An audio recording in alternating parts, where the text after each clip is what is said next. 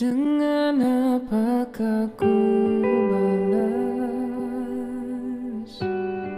segala kebaikanmu? Segenap hatiku menyembahmu, Yesus. Ku bersyukur padamu. Dengan apakah ku balas segala kebaikanmu? Segenap hatiku menyembahmu, Yesus. Ku bersyukur padamu selamanya.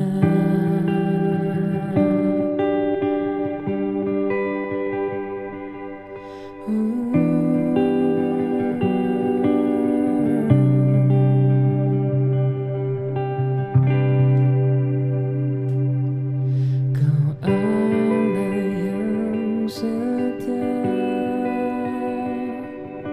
Bapa yang mulia, kasih-Mu besar Tuhan.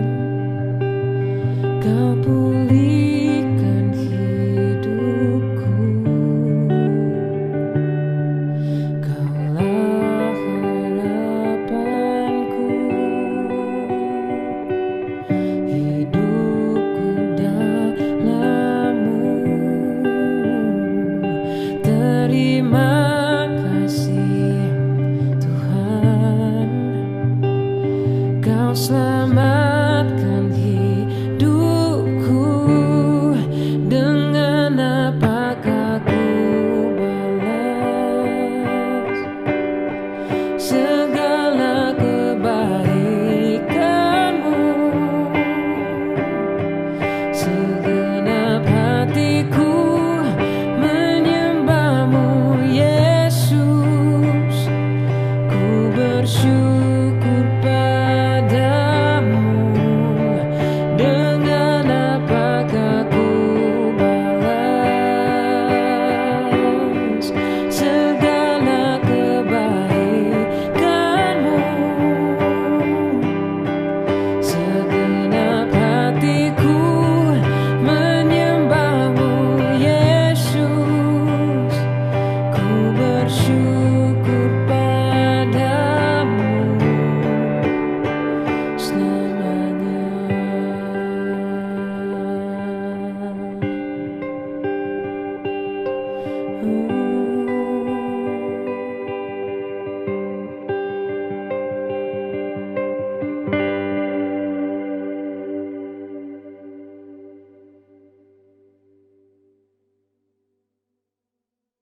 Shalom teman-teman, selamat berhari Minggu. Kita udah minggu kesekian kalinya ibadah online dan kita masih dalam masa PSBB. Katanya sih tahap terakhir, mudah-mudahan benar-benar terakhir. Semoga teman-teman tetap di rumah aja, tetap jaga kesehatan dan tetap quality time sama keluarga. Yuk kita mau ibadah, sebelumnya kita doa dulu. Bapak, terima kasih untuk kesempatan yang Kau berikan, Bapak. Kami boleh beribadah. Kami siapkan hati kami ingin meninggikan Kau, Bapak. Karena Kau layak untuk ditinggikan, Bapak. Terima kasih, Bapak, dalam Tuhan Yesus.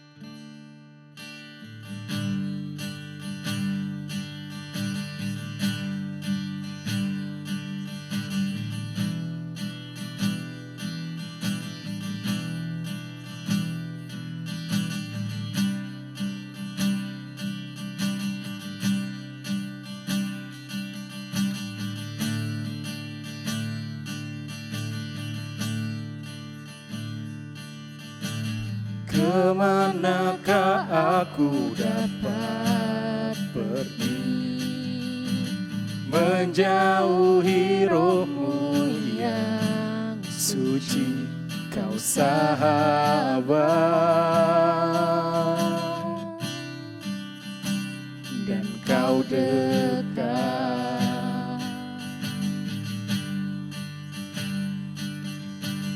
bahkan seluruh pengabdianku tak bisa membalas kesetiaanmu, sungguh mulia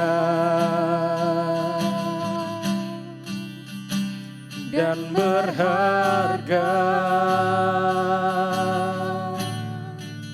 sungguh besar pengorbananmu bagiku, terlalu dalam untuk dimengerti,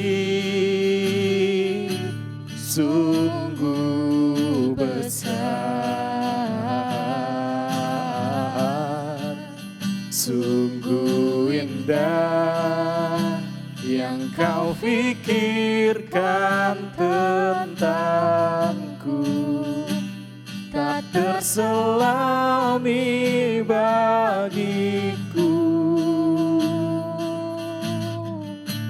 sungguh indah.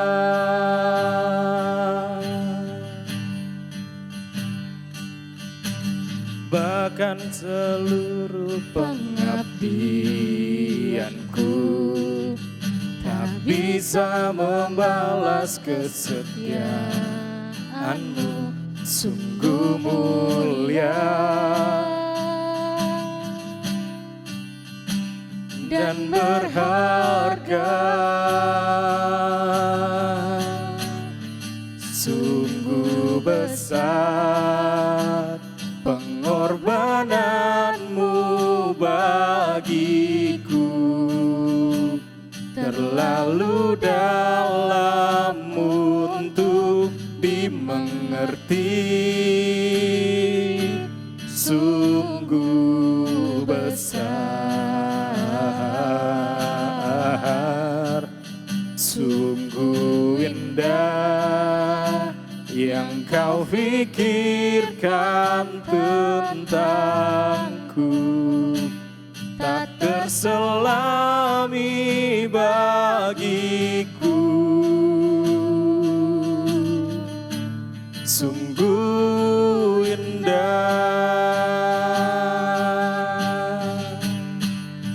sungguh besar pengorbananmu bagiku, terlalu dalam untuk dimengerti, sungguh besar, sungguh indah yang kau pikirkan tentangku, tak terselami bagiku, sungguh indah.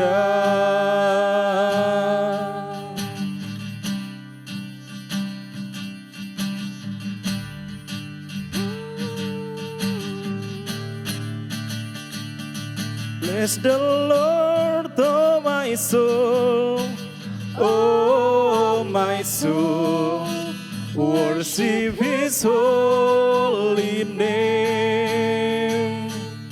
Sing like never before, oh my soul, I worship Your holy name. Bless the Lord, oh my soul, oh my soul, worship His holy name. Sing like never before, oh my soul, I worship Your holy name. Bless the Lord, oh my soul, oh my soul, worship His holy name. Sing like never before, oh my soul, I worship your holy name. I worship your holy name. I worship your holy name.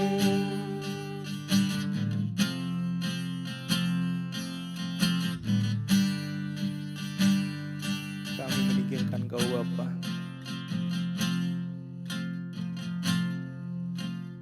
Tinggikan dirimu mengatasi langit, kebesaran-Mu Tuhan mengatasi bumi. Tinggikan dirimu mengatasi langit, kemuliaan-Mu Tuhan mengatasi bumi. Tinggikan dirimu mengatasi langit, kebesaran-Mu Tuhan mengatasi bumi. Tinggikan dirimu mengatasi langit, kemuliaan-Mu Tuhan mengatasi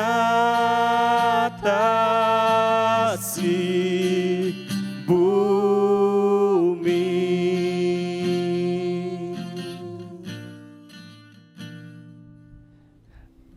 Oke, jadi selamat hari Minggu teman-teman. Udah 2 bulan mungkin kita nggak ketemu secara langsung, tapi kita bertemu di udara.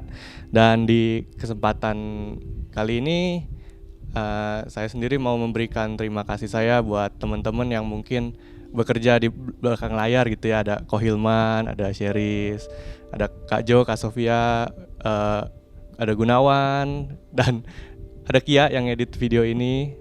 Dan thank you buat kerja keras teman-teman agar terlaksananya ibadah youth kita. Dan sebelum kita mulai, kita berdoa dulu yuk. Tuhan, thank you Tuhan karena Tuhan sudah menyertai kami sebagaimana kami ada hingga pada saat ini. Kita bisa ada hingga hari ini karena kasih dan karunia-Mu saja ya Tuhan di tengah-tengah pandemi ini. Dan kita sebagai komunitas Youth Aero Generation bisa bersama-sama beribadah walaupun secara online. Tapi we are grateful, kita berterima kasih buat kasih karunia-Mu. Dan sebentar kami mau belajar mendengarkan firman-Mu. Tuhan sertai setiap dari kami supaya kami bisa mendengarkan ibadah ini dengan membuka hati kami dan membiarkan Engkau yang berfirman sendiri dalam hati kami. Thank you Tuhan, dalam nama Tuhan Yesus kami berdoa dan mengucap syukur. Amin. Oke, sekali lagi selamat hari Minggu teman-teman. Jadi tema kita hari ini adalah sebenarnya judul aslinya itu berkarya bagi kekekalan. Tapi aku agak rubah sedikit, kita beri judul Advancing the Kingdom of God, memperluas kerajaan Allah. So, kalian pernah penasaran gak sih sama term ini gitu, istilah kerajaan sorga atau kerajaan Allah? Biasa tuh kalau kita lagi doa buat persembahan, mungkin kita tuh suka otomatis ngomong semoga persembahan kami bisa memperluas kerajaan-Mu gitu kan. Tapi apakah kita benar-benar ngerti maksud dari apa itu kerajaan sorga? Apa sih maksud Yesus waktu dia bilang bertobatlah sebab kerajaan sorga sudah dekat? Jadi kalau kita ingat-ingat lagi, sepanjang kita baca Alkitab dari perjanjian lama sampai perjanjian baru, kita temuin ada banyak banget kerajaan. Ada kerajaan Mesir yang dipimpin Firaun, ada kerajaan Babel, kerajaan Asyur, bahkan Israel sendiri pun adalah sebuah kerajaan. Pertama kali dipimpin oleh Saul, kemudian dilanjutkan oleh Daud, dan juga diteruskan Salomo dan seterusnya gitu. Dan di zaman Yesus tuh nggak jauh beda. Di zaman Yesus sama aja. Waktu Yesus hidup, Israel itu lagi dijajah sama bangsa Roma, kerajaan Roma. Jadi walaupun Israel adalah sebuah bangsa tersendiri, tapi kenyataannya Israel pun lagi dijajah oleh sebuah kerajaan, bangsa Roma. Dan menariknya gini, Yesus waktu memulai pelayanannya, waktu dia baru mulai di Matius 4 tuh dia baru mulai akhirnya bergerak keluar untuk memulai pelayanannya. Pemberitaan pertama yang dia beritain itu adalah kerajaan sorga sudah dekat, ya nggak? Di tengah-tengah kondisi Israel lagi dijajah sama bangsa Roma, Yesus bilang itu. Jadi di saat ada kondisi ada sebuah kerajaan yang lagi memerintah di tanah itu, Yesus bilang ada kerajaan lain yang akan datang. Gini, bayangin aja deh. Ada sebuah kerajaan yang pada saat itu lagi memerintah, dan tapi Yesus meng-announce kalau Kingdom of Heaven ini udah dekat. Di bangsa kita tuh sebenarnya juga ada peristiwa kayak gini. Dan yang di saat Indonesia itu udah berdiri, tapi ada sekelompok orang yang mau menegakkan sebuah pemerintahan atau sistem pemerintahan yang baru, yang mungkin berlawanan dengan negara kita, berlawanan dengan prinsip NKRI. Dan kita semua tahu rasanya ini ketika ada sebuah pemberitaan tentang kerajaan yang baru yang akan datang itu bisa menimbulkan kegaduhan. Dan tema tentang kerajaan sorga, Kingdom of Heaven, jadi tema yang sentral dalam pelayanan Yesus.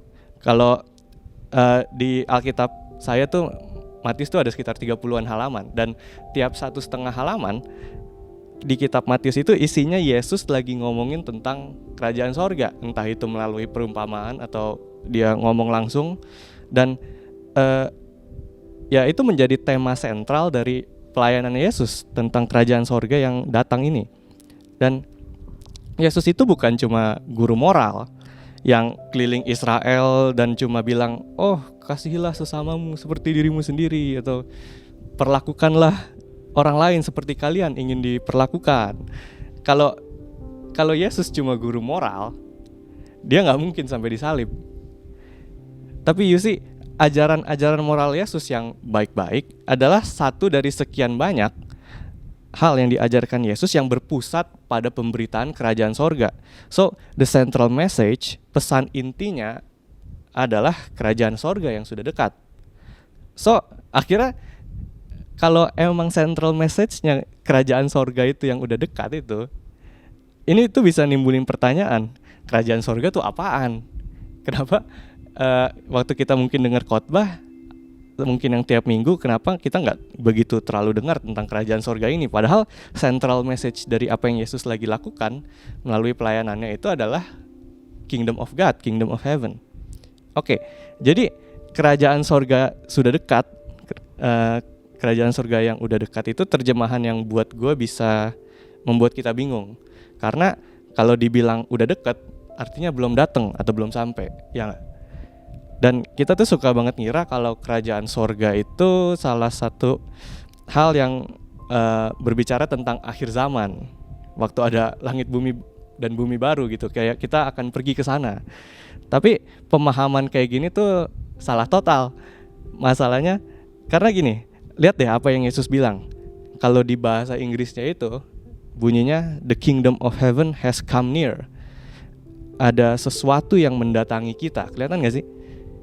Kerajaan sorga itu bukan tempat kemana kita akan pergi suatu hari nanti, tapi sesuatu yang datang menghampiri kita. Dan kita tahu yang lagi mendatangkan kerajaan sorga ini, yang lagi meng-announce tentang the kingdom of God, itu bukan orang yang kita gak kenal, bukan orang abal-abal, tapi Yesus sendiri. Dengan kata lain, kehadiran Yesus di bumi ini sama artinya dengan kehadiran kerajaan sorga di bumi ini. di mana di kerajaan itu Tuhan yang memerintah. Yesus lagi launching the kingdom of heaven, kingdom of God di bumi ini, dengan Yesus yang menjadi pemerintahnya, menjadi penguasanya. Tapi perbedaannya, kerajaan ini tuh beda banget dengan kerajaan-kerajaan lain yang ada di dunia. Kayak misalnya kerajaan dunia kerajaan Mesir yang dipimpin Firaun bahkan sampai rela membunuh bayi gitu untuk menghilangkan Musa kan. Tapi kerajaan yang Yesus lagi bawa, Kingdom of God ini adalah sesuatu hal yang benar-benar beda total. It is an upside down kingdom. Sebuah kerajaan yang terbalik cara kerjanya. Logikanya tuh beda banget dengan pola dunia. Jadi mungkin kita pernah dengar barang siapa ingin menjadi besar, justru dia harus menjadi kecil, ya nggak? Melayani sesamanya. Barang siapa ingin menjadi terkemuka, justru harus menjadi hamba. Di kerajaan ini kita mengasihi satu sama lain, tapi bahkan Yesus sendiri bilang kita juga harus mengasihi musuh kita, orang-orang yang mungkin kita benci. Dan buat kita yang mengaku sebagai pengikut Yesus, we are part of this kingdom. Meskipun gak kelihatan secara fisik, kita adalah bagian dari kerajaan ini, di mana Yesus yang memerintah di kerajaan ini, which is memerintah atas hidup kita. He is our king. Dan gini, Yesus itu bukan cuma raja yang memimpin di kerajaan ini, tapi Yesus juga mendemonstrasikan cara kerjanya kerajaan ini, ya gak? Dia yang mulia menjadi hina, dia yang suci menjadi berdosa, dia yang benar bahkan menjadi salah. Dan untuk apa Yesus melakukan ini? Why did he do this? Jawabannya itu untuk menggantikan setiap dari kita, untuk menjadi substitusi di mana hukuman itu yang seharusnya menimpa kita, tetapi Tuhan tanggung sendiri dalam diri Yesus at the cross, di salib, right? Dia nggak cuma menjadi kecil, menjadi hamba gitu. He actually dies for you and me. Dia benar-benar mati buat saya dan Anda. Dan kabar baiknya dia bangkit lagi seperti yang kita rayakan bulan lalu. Dan kita sebagai pengikutnya juga dituntut untuk hidup sebagaimana kita hidup di kerajaan ini, in this kingdom. Kita hidup dengan menjadikan Yesus sebagai raja kita dan hidup menurut how this kingdom works. Kita mengikuti cara kerja bagaimana kerajaan ini. So, ketika kita lagi ngomongin tentang memperluas kerajaan Allah, berkarya buat kekekalan, ini tuh bukan tentang lu kasih persembahan lu supaya gereja bisa dibangun di tempat-tempat yang belum ada gereja gitu. Itu hal yang baik gitu, that's a really good thing. Tapi bukan itu esensinya. Esensinya adalah bagaimana kita hidup as a follower of Jesus yang menjadikan Yesus raja atas hidup kita. Dan melalui itu kita bisa membagikan hidup kita dan menjadi representasi of that kingdom buat sesama kita. Memperluas kerajaan Allah itu artinya bagaimana orang-orang yang di sekitar kita dapat merasakan kehadiran Yesus dalam kehidupan kita. That's the essence of memperluas kerajaan Allah. Dan gue mau kita benar-benar nangkap ini karena terutama di masa pandemi kayak gini kita tuh dipanggil untuk menjadi terang, ya. Di masa-masa yang sulit seperti ini, di musim-musim ini kita dipanggil untuk menjadi garam buat sesama kita. Ini adalah waktu yang tepat banget untuk menjadi representasi kerajaan Allah dan memperluas kerajaan Allah. Di tengah-tengah pandemi ini, gereja tuh lagi menjadi sorotan dunia.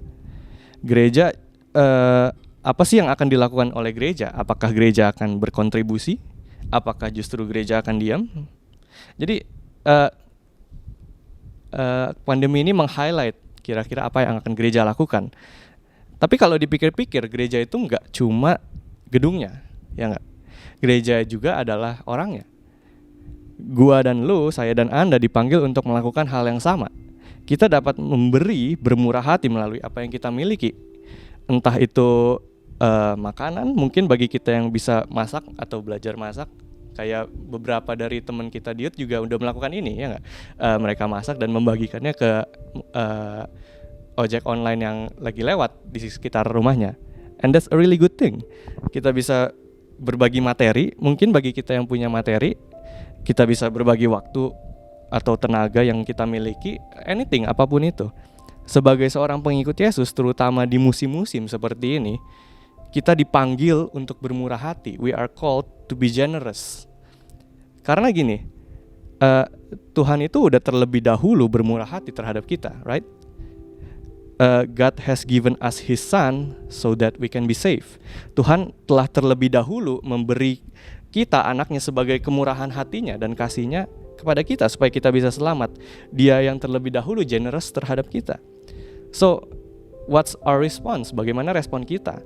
Apakah kita mau meresponi kemurahan hati Tuhan dengan juga bermurah hati terhadap sesama kita? Atau ya justru kita akan mengabaikan itu?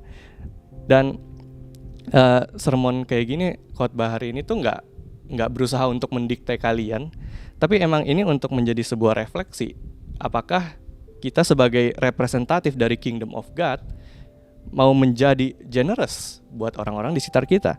Dan kalau apa yang kalian dapatkan dari sermon hari ini adalah, oh, yang bawain firman itu mendorong kita untuk memberi, kalau gitu gue beri deh. Atau bahkan lebih parah, oke, ini waktunya gue menabur kebaikan supaya nanti gue bisa menuai yang lebih banyak. Itu kalian miss the point totally gitu.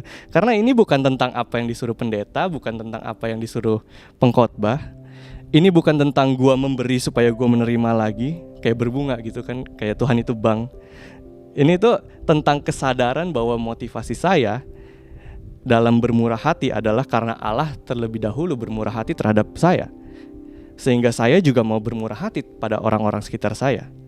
Mindset kita tuh harus begini, bukan yang legalistik, harus ini, harus itu. Karena Kristen itu mengacu pada apa yang Yesus telah lakukan dan selesaikan di kayu salib, right? Dan everything that flows from there. So, untuk menutup khotbah hari ini, gue mau kita membacakan sebuah kisah di 2 Korintus 8 ayat 1-9. Mungkin teman-teman boleh buka dulu Alkitabnya. So, jadi ini sebuah surat yang Paulus tulis untuk jemaat di Korintus. Settingnya itu, jadi kira-kira waktu Paulus menuliskan surat ini lagi ada di Yerusalem, itu lagi dilanda kelaparan besar gitu. So banyak orang-orang Kristen, pokoknya orang-orang yang di Yerusalem itu kelaparan karena musibah ini. So banyak orang-orang Kristen dari berbagai provinsi yang sudah dilayani oleh Paulus itu bantu keluarin dana buat saudara seimannya di Yerusalem. Dan Paulus di sini meng-highlight jemaat di provinsi Makedonia yang memahami betul the gospel, memahami betul apa yang Yesus lakukan untuk mereka, sehingga mereka meresponi hal tersebut dengan menjadi generous, dengan bermurah hati. So, kita baca aja. 2 Korintus 8 ayat 1-9. Ini gue bacainnya dalam terjemahan TSI, terjemahan sederhana Indonesia. Kira-kira sebenarnya sama aja sama yang di TB, tapi ini buat memudahkan kita aja, oke? So, 2 Korintus 8 ayat 1-9. Dan sekarang saudara-saudari, kami ingin kalian tahu bagaimana kebaikan hati Allah sudah bekerja di dalam hati saudara-saudari kita, jemaat-jemaat di provinsi Makedonia. Kebaikan hati Allah sudah bekerja di dalam hati saudara-saudari kita. Interesting. Mereka sedang diuji dengan banyak penderitaan. Tapi karena kebaikan hati Allah itu, sukacita mereka melimpah sehingga mereka memberi bantuan dana dengan sangat murah hati. Biarpun mereka sangat miskin, tetapi mereka menjadi kaya dalam hal memberi. Saya bersaksi bahwa mereka memberi di luar kemampuan mereka. Walaupun tadi dibilang mereka lagi melalui diuji dari banyak penderitaan, tapi biarpun mereka sangat miskin, tetapi mereka menjadi kaya dalam hal memberi. Saya bersaksi bahwa mereka memberi di luar kemampuan mereka, bahkan sampai mereka menjadi semakin miskin. Dan mereka memberi dengan hati yang rela. Bahkan mereka berulang kali memohon kepada kami, supaya kami mengizinkan mereka untuk ikut ambil bagian juga dalam pelayanan yang mulia ini kepada umat Allah di Yerusalem. Dan waktu itu, ya akhirnya kami memberi izin. Mereka ikut mengambil dengan cara yang tidak kami sangka malah. Di mana sebelum mereka memberi, mereka menyerahkan diri dulu kepada Tuhan, baru kepada kami rasul-rasulnya. Hal yang luar biasa ini mereka lakukan sesuai dengan kehendak Allah. Karena itulah kami meminta Titus untuk meneruskan pelayanan ini. Karena pada awalnya dialah yang memulainya oleh karena kebaikan hati Allah. Kalian sudah sangat diberkati dalam segala hal, sehingga kalian berlimpah-limpah dalam berbagai kemampuan khusus yang diberikan Roh Allah. Kalian sungguh luar biasa percaya kepada Kristus. Kemampuan berbicara kalian sungguh luar biasa. Hikmat kalian pun juga luar biasa.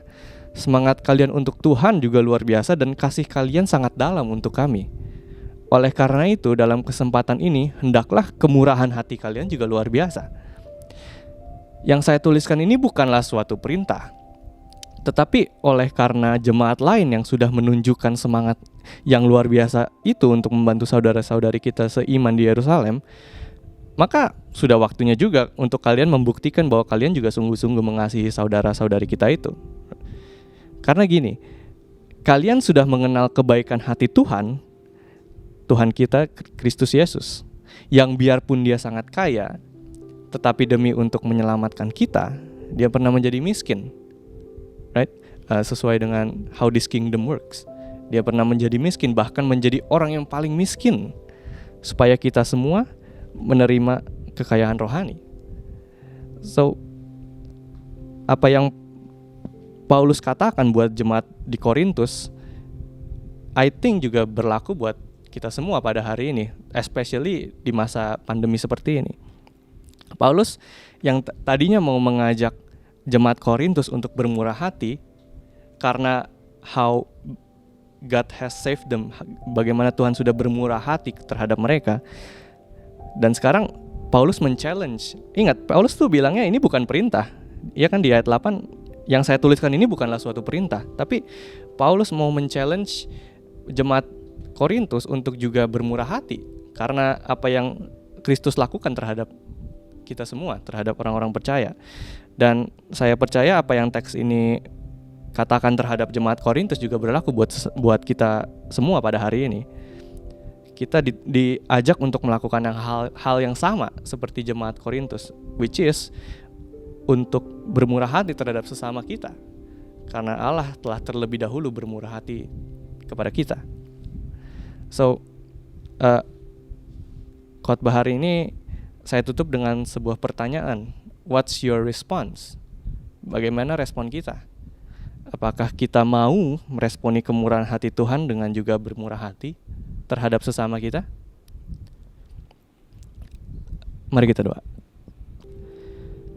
Tuhan, thank you for your goodness.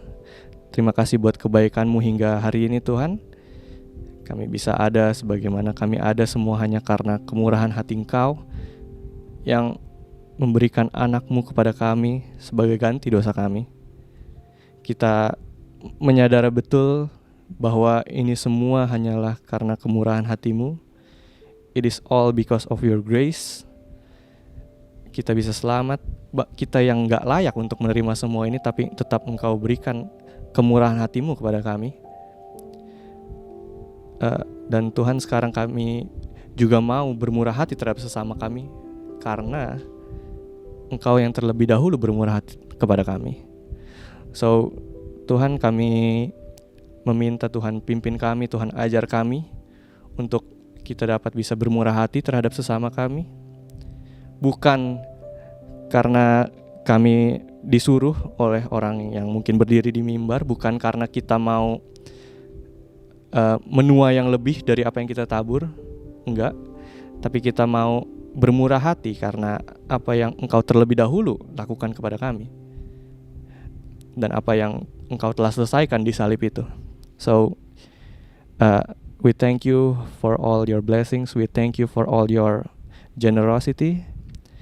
Pimpin kami supaya kami bisa menjadi semakin serupa seperti Engkau. Dalam nama Tuhan Yesus kami berdoa dan mengucap syukur. Amin. Oke, sekarang gue bakal bacain pengumuman untuk minggu ini. Ya, yang pertama mau terima kasih untuk pembicara firman Tuhan hari ini, Kak Kefas Jonathan. Terima kasih juga untuk para pelayan yang melayani di minggu ini. Dan gue mengundang untuk jemaat youth dan teens untuk streaming lagi ibadah Next Gen minggu depan jam 11 siang di YouTube channel GBI Petamburan. Lalu ada Exploring Our Bible hari Rabu dan Jumat jam 7 malam di GTV Live Youth Arrow. Terakhir, happy birthday buat teman-teman yang merayakan ulang tahun di minggu ini. Semoga panjang umur, selalu diberkati dan terus jadi berkat di mana aja. Dan semoga corona ini cepat berakhir. Sekarang kita bakal akhiri ibadah kita. Kita naikkan satu pujian. Tinggikan dirimu mengatasi langit, kebesaran-Mu Tuhan mengatasi bumi. Tinggikan dirimu mengatasi langit, kemuliaan-Mu Tuhan mengatasi bumi. Mari kita berdoa. Bapa dalam surga, terima kasih kalau pada hari ini kami boleh mendengarkan kebenaran firman-Mu. Biarlah kebenaran firman-Mu menjadi berkat dalam kehidupan kami, bertumbuh dan berbuah, sehingga kami bisa menjadi terang dan garam dalam kehidupan kami. Tuhan Yesus, kami mohon biarlah kebenaran firman Tuhan yang telah ditanamkan bisa mengajar kami, mendidik kami, menyatakan kesalahan kami, memperbaiki kelakuan kami, sehingga kami bisa menjadi berkat buat orang lain dan membawa kemuliaan bagi nama-Mu. Bagi rekan-rekan anak muda, Tuhan, kami juga mohon Engkau yang lemah Engkau berikan kekuatan, yang sakit Engkau berikan kesembuhan, yang susah Tuhan Engkau berikan penghiburan, yang berbeban berat Engkau berikan kelegaan, yang kekurangan juga Engkau berikan kecukupan. Dan pada hari ini kami rindu Engkau memberkati kami. Rekan-rekan anak muda yang kasih Tuhan, arahkanlah hatimu kepada Tuhan Yesus. Bukalah tanganmu untuk menerima segala berkat yang dari Tuhan. Diberkatilah keluargamu, diberkatilah kesahabatanmu, diberkatilah pendidikanmu, pekerjaanmu dan usahamu, diberkatilah masa depanmu, diberkatilah engkau untuk menjadi berkat. Kasih karunia dari Allah Bapa, damai sejahtera dari Tuhan Yesus, pimpinan, pertolongan Roh Kudus menyertai kita sampai selama-lamanya. Yang telah menerima berkat Tuhan, mari bersama-sama katakan amin.